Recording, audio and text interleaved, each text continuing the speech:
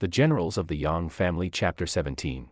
Picture this absolute deafening chaos. Right. You've got thousands of soldiers shouting, swords clashing, horses screaming.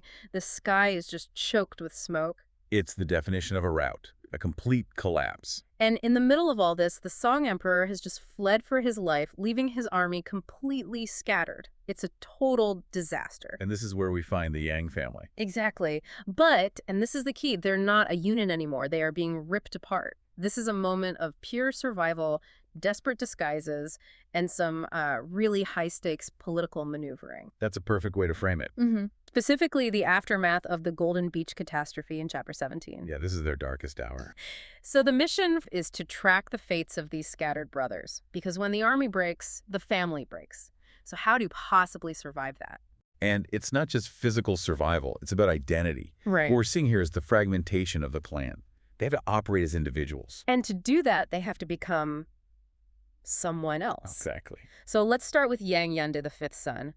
He's alone, totally surrounded. The Liao soldiers are closing in. He manages to break out, but, you know, they're right on his heels. He hits the edge of a forest, and it's a dead end. Yeah. He's exhausted, probably wounded. No, let her run. But this is where memory saves him. He remembers a very specific, very mysterious gift he received years ago. I love this part. It's such a classic RPG moment. He once met Zen Master Zikong at Mount Wutai, Right. and the master gave him a small box with one instruction: only open this when you are in mortal danger. And this is it. If this isn't mortal danger, I don't know what is. So he pulls out this little box. His heart is probably pounding. He opens it up, expecting, what, a map? A secret weapon? Maybe a poison pill to end it quickly. But no, it's a razor. A razor. A razor. And an ordination certificate. A piece of paper that says he's a monk. Yeah. The master's plan wasn't a way to fight his way out. It was a way to disappear. The message was, if you can't survive as a general, you must die to that life. And be reborn as a monk. Precisely. Okay, hold on. I get the disguise part. It's clever. But isn't there more to it? I mean, he's a massive warrior holding a battle axe. Just shaving his head doesn't make him invisible, right? That's a great point. You have to think about the cultural context here. We're in the Song dynasty. Deeply Confucian. Okay. One of the core ideas is that your body, your hair, your skin is a gift from your parents. You don't damage it, you certainly don't cut your hair. So a haircut isn't just a style choice back then. It's a huge statement. A massive one. To shave your head is to sever your ties with your family, your ancestors, the state. It's social suicide. Wow. So he's not just putting on a costume. He's being asked to erase Yang Yonde. He is. And the text says he understands immediately. He takes his huge battle axe, his symbol of war, and he removes the handle. Dismantles it right there. He hangs his armor and his helmet on a tree. It's a very visual act of shedding his past. And then the haircut. And then he hacks his hair off right there in the woods with that razor. So in just a few minutes, he goes from Yang Yonde, the fifth son, to a wandering monk. And he walks out of that forest, not heading back to the capital, but to Mount Wutai. He's off the board. But meanwhile, back on the battlefield. The enemy is not slowing down. Let's shift perspective. We're in the Liao camp. General Han Yunshu finally realizes the Song Emperor has pulled a fast one. The old bait and switch. Right. The Emperor slipped out the east gate. He's already 200 limes away. That's like 60, 70 miles. He's gone. Han is furious, of course.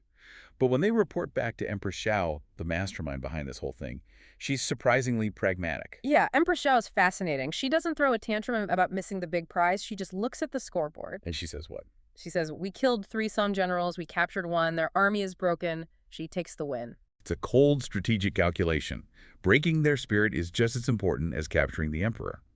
And speaking of capturing... They have a prisoner, Yang Yanling, the 4th son. Now, this is a very different situation. The 5th son escaped in secret. Yeah. The 4th son is in chains, dragged right in front of the enemy leadership. And he is not begging. The text says he's defiant. Empress Xiao asks his rank, and he basically tells her to get lost. He says, just kill me. Why ask questions? He's demanding to be a martyr. Cut my head off already. But then things get a little weird. Empress Xiao looks at him, and the source text is very specific here.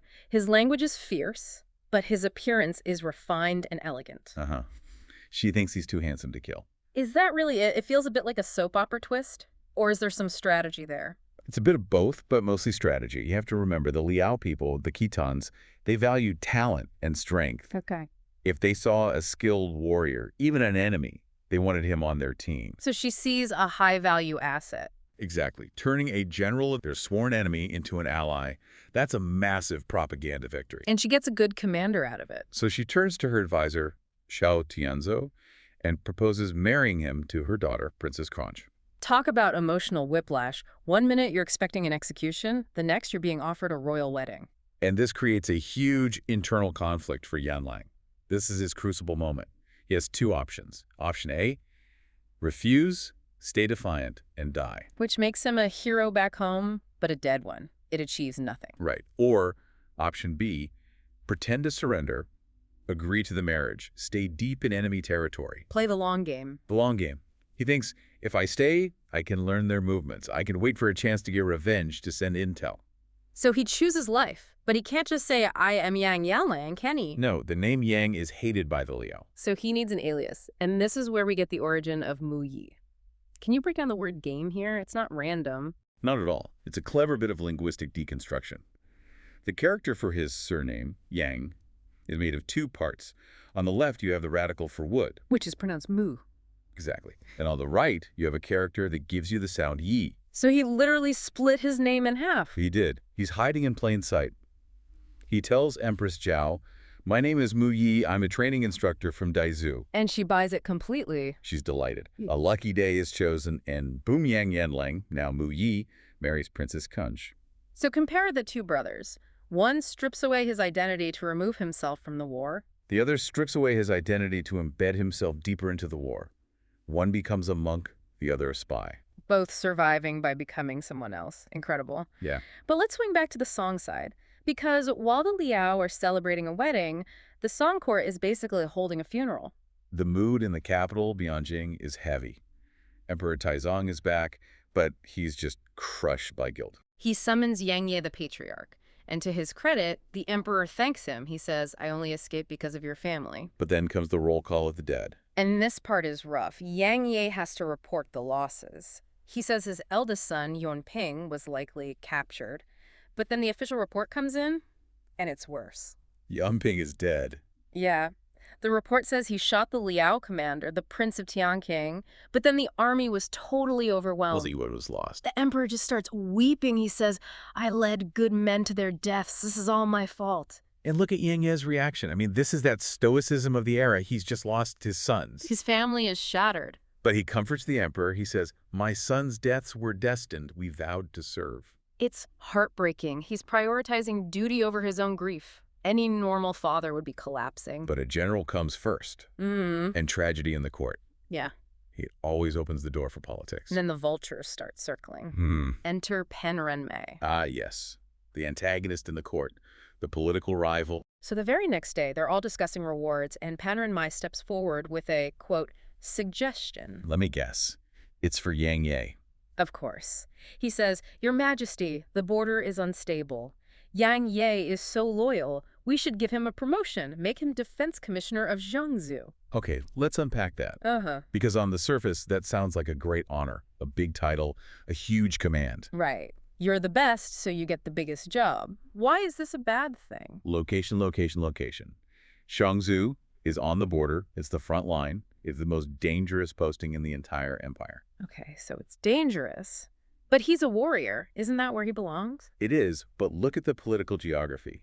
By sending him there, Pan Renmei achieves two things. One, he puts his rival in a meat grinder. Where he'll probably be killed by the Liao eventually. And two, and this is the really key part, he removes Yang Ye from the emperor's side. Ah, so the emperor loses his most loyal protector in the capital. Exactly. And the emperor, probably lost in his grief, just agrees. He gives the order. Yang Yi, go to the border. Focus only on defense. Do not leave your post without a direct decree. That last part, do not leave without a decree, sounds ominous. It sounds like a leash. It is. It restricts his movement. If there's trouble in the capital, a coup or something, Yang Yi can't just ride in and save the day. He's effectively exiled. So Yang Yi accepts. He goes back to his residence, the Wuning Mansion, and we get this final crushing scene of the family saying goodbye. This is where the fragmentation becomes a physical reality.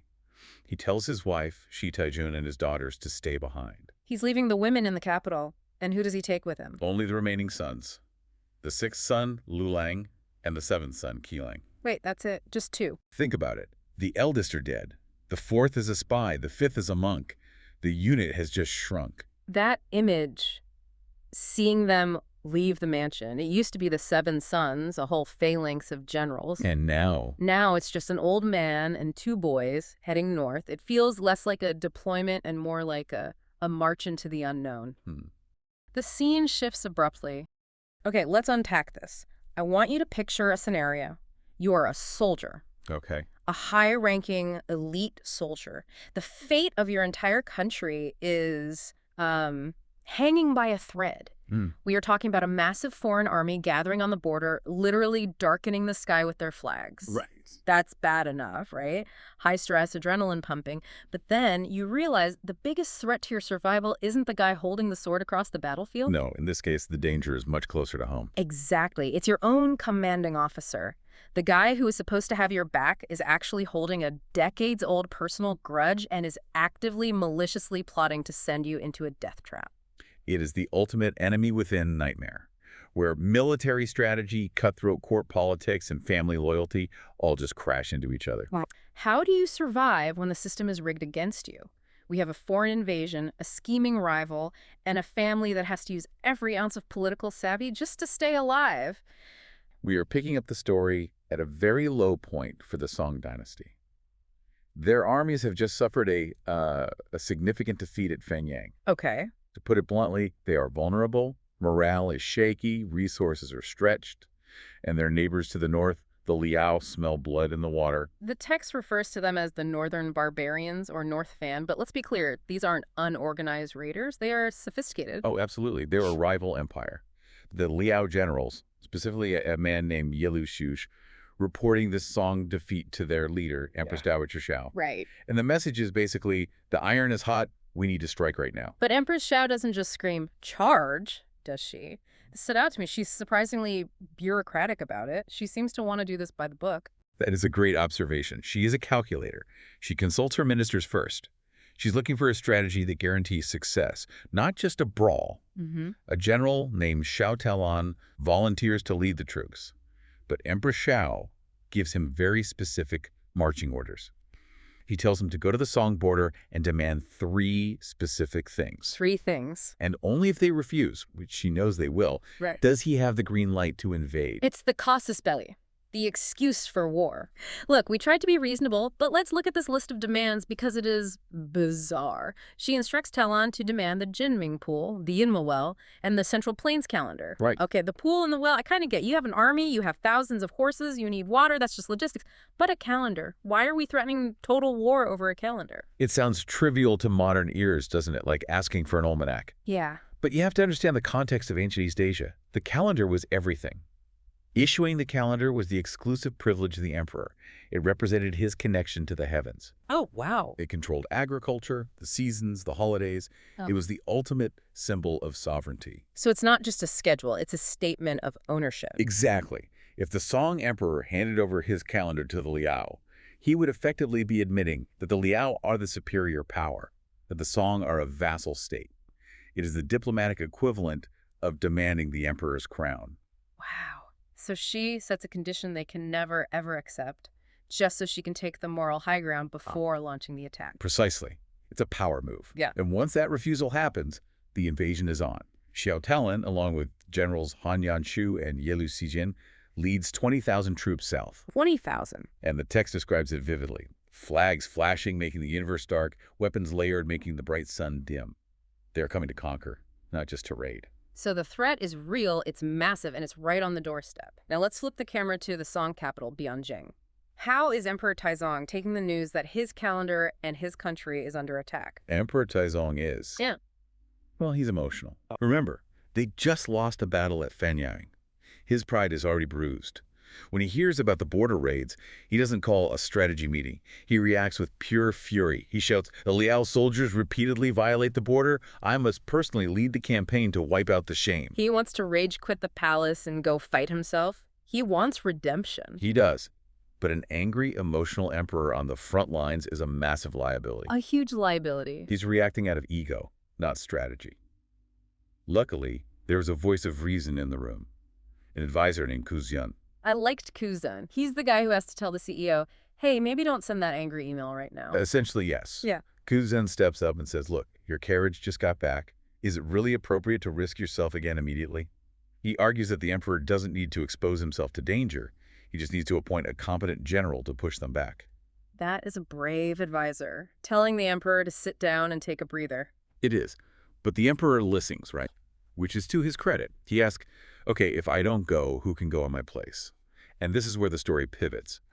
Kuzun suggests the Grand Preceptor, Pan Renmei. Pan Renmei. On paper, this makes perfect sense. Pan is a high-ranking official, the Grand Preceptor.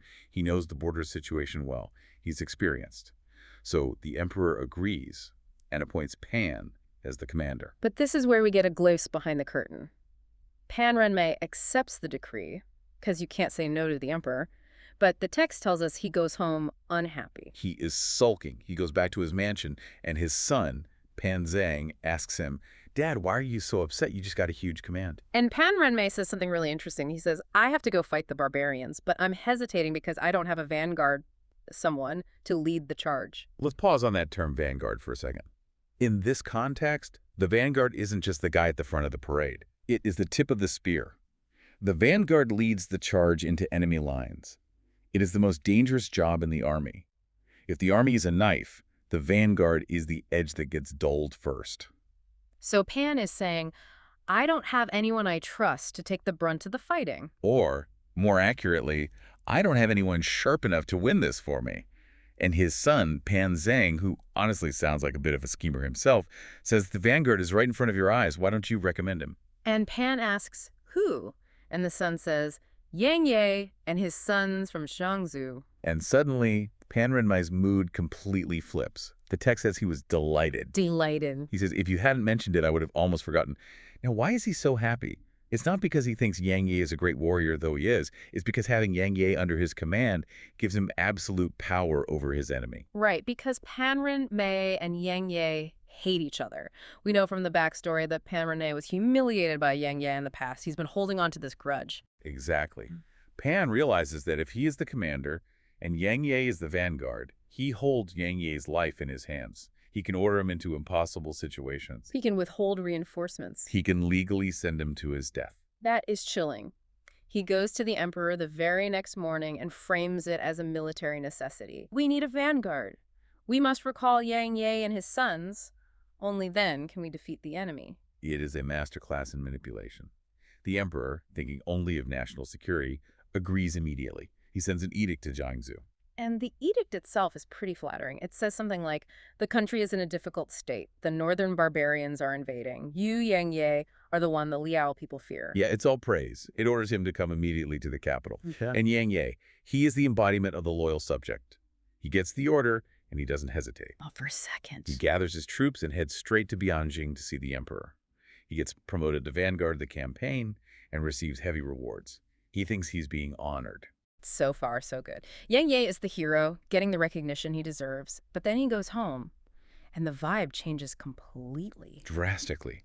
He goes to see his wife, Shi Saihua, known as Lady Shi, or Lingpo, and his daughter-in-law, Princess Chai. They are sitting in the hall, chatting. Yang Ye walks in and breaks the news. The emperor has called me up. I'm the vanguard. We're going to war. And Lady Shi's first question is the most important one. She asks, who is the commander? She knows how the world works. Mm. When Yang Ye tells her it's Pan Renmei, she becomes visibly distressed. The text says she is unhappy and immediately brings up their history. Mm. She says, this man was humiliated by you back in Hedong. He has always wanted to harm you and your sons. That's the grudge. Pan Renmei hasn't forgotten being humiliated. And Lady Shi points out the terrifying reality of their situation. She says, and this part really hit me, your eldest sons, 5 of them, have already withered. 5 have withered. It's such a poetic but heartbreaking way of saying they have died in service to the country. Yeah. She reminds him that the Yang family has already sacrificed enormously. Now, it's just Yang Ye and his remaining sons. She says, with only father and sons remaining, this trip is hard to guarantee there won't be an intention to harm. She is essentially calling it a suicide mission. Not because of the Liao, but because of Pan Renmei. Exactly. She's looking at her husband and thinking, I have lost 5 sons. Now the system is setting you up to die too. And Yang Yang knows it. He admits it. He says, I know all of this, but it's the Emperor's command. How dare I disobey? This is the central conflict of the chapter. Duty versus survival. Yang Ye is trapped by his own loyalty.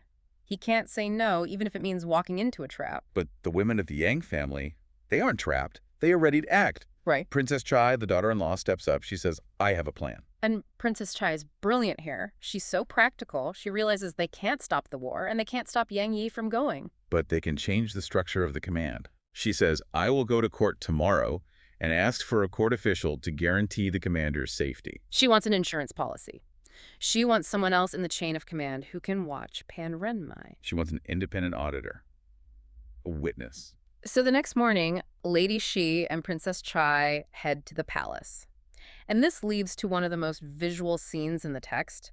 I want to talk about their entrance, specifically what they bring with them. Yes, the emperor descends from his throne to greet them. That is incredibly rare. So rare. Why would he do that? Because of what lady she's holding? The dragon head cane. The dragon head cane. It isn't just a walking stick. It has a small plaque on it with 8 characters written by the previous emperor, Taizu, the founder of the dynasty. And what does it say? The inscription reads, though no imperial carriage, it is as if we are personally present. As if we are personally present. So holding that cane is legally the equivalent of having the founding emperor standing right there next to you. Exactly. It commands absolute respect. Mm-hmm. It overrides normal protocol. That is why the current emperor, Taizong, gives them embroidered chairs and treats them with such deference. He asks them, I didn't summon you. Why have you come? And Princess Chai doesn't beat around the bush. She stands up and speaks the truth to power. She says, we heard you appointed Pan Renmei as commander, but Pan Renmei and Yang Ye, and I love the phrasing here, are not harmonious. A polite way of saying they're bitter enemies. All right. She continues, I fear this trip will not be to their advantage. She reminds the emperor of the Yang family's loyalty and basically says, if you want them to fight for you, you need to ensure they aren't stabbed in the back. She is leveraging the emperor's desire to win the war against Pan Renmei's pettiness. She's saying, if Pan sabotages us, you lose the war. Which is true. The emperor is in a tough spot. He needs Yang Ye to fight. So he asks, this is a royal matter. Others can't just do it. What is your good strategy? And here is the ask. Princess Chai suggests that the emperor appoint a respected official to guarantee Yang Ye to go with the army specifically to ensure his safety. A check on Pan Renmei's power. A check. The emperor agrees. He says, this argument is very high, which I assume means it's a great idea, logically sound. Yeah. So he turns to the court and asks for volunteers. Who can guarantee Yang Ye? And this is where the political alliances pay off. The 8th prince, known as Bo Wang, steps forward. A heavyweight in the court. For sure. And he nominates Huyanzan. Now, Huyanzan is the perfect choice here. He's the commander of the royal camps. The 8th prince describes him as loyal and righteous with one heart. Why is that important? Because you need someone who has the military rank to stand up to Pan Renmei, who is the Grand Preceptor, but also the moral integrity to not be bribed or bullied. Huyanzan is known for being a straight shooter. He's the neutral third party you want in a dispute. Exactly. So the emperor is pleased. He says, this choice fits the job perfectly. He issues the order right then and there. Huyanzan is appointed as the guarantor official to accompany the army. And just like that, the trap is, if not broken, at least jammed open. Lady Shi and Princess Chai leave the palace satisfied. They didn't stop the war, and they didn't stop Yang Ye from going. No, but they changed the conditions of the battlefield, and when Yang Ye hears the news, the text says he is overjoyed. The relief must have been immense. He goes back to Xiangzhou to mobilize his troops, but now he knows he has Huyanzan watching his back. He isn't just under Pan Renmai's thumb anymore. He can focus on the Liao.